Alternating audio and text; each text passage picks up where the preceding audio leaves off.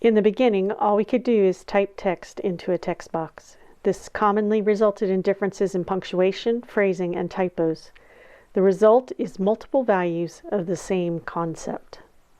To avoid this, application developers created controlled vocabularies for their sites. This has the advantage that within a site, only a single version of each term will exist. However, with each site developing their own version of a controlled vocabulary, internal choices may lead to differences with punctuation and phrasing between institutions. Then authorities came along which provide curated labels for resources that were developed with community input and support. This provides the means for the same label with a shared understanding to be used at every site. The next challenge was how to move away from copy and paste to localized integration of authorities into the cataloging and curation workflows.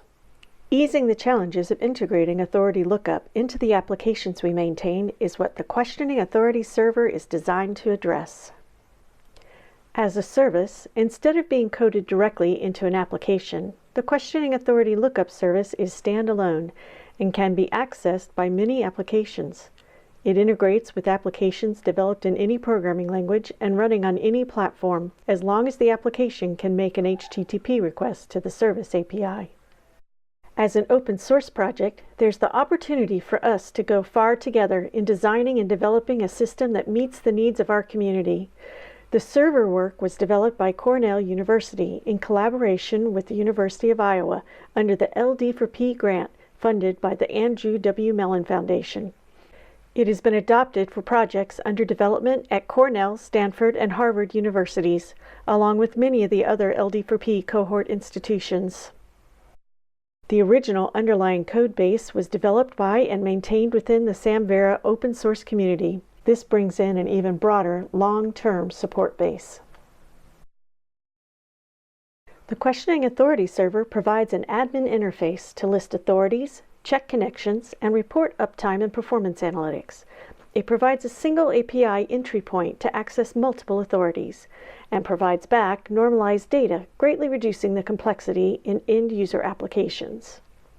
Some of the use cases that have developed over the past year include cataloging through the Sinopia Link Data Editor, digital collection metadata entry, like this seen in the USDA ESMIS collection, and enhanced discovery being developed for the Cornell catalog. What's next? In the coming year, we plan to bring together authority providers with developers in a working group to explore and define best practices with a goal of increasing the number of compatible authorities.